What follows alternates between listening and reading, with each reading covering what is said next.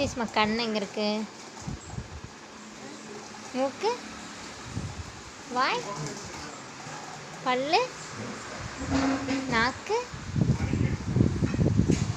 தலை, கை, கால், காது, இந்த காது. கால் எங்கே இருக்கு? கால்,